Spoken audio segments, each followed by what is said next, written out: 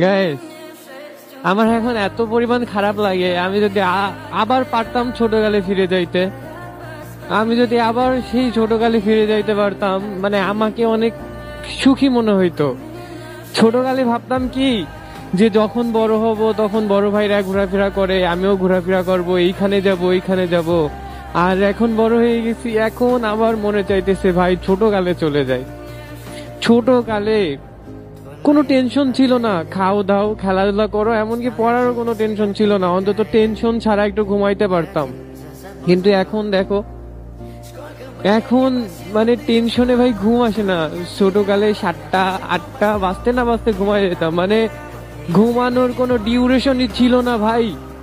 যখন ইচ্ছা ঘুমাই যাইতাম, কোনো টেনশন ছিল না, কি শান্তিতে একটা ঘুম হইতো। কিন্তু অথচ এখন এখন ঘুমাইতেই পারি না টেনশনে।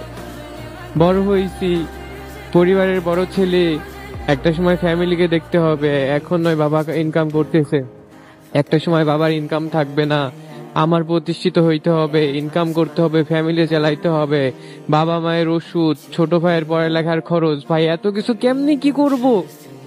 এই টেনশনটা না আমাকে দিন দিন তিলে তিলে ছাড়খাড় করে দিচ্ছে, নিজের স্বপ্নগুলা মাটি করে দিচ্ছি ভাই।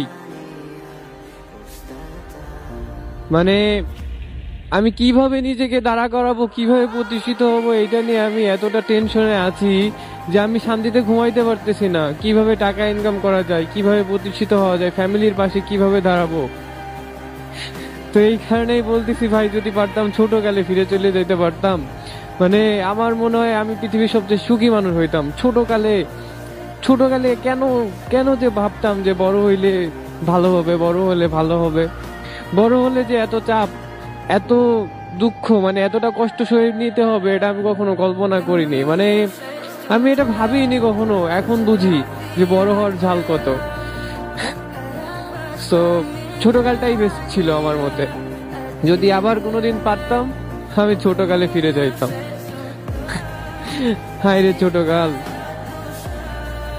আমার খেলার সাথীদের সাথে খেলাধুলা করতাম, খাতাম দাতাম, ঘুমাতাম। আম্মুর কাছে না একটু বকাই খাইতাম, একটু মায়েরই খাইতাম, সাথে তো আহামরি এত কষ্ট হইতো না। এখন যতটা কষ্ট হইতেছে, এখন বড় হইছি না, এখন সব বুঝি।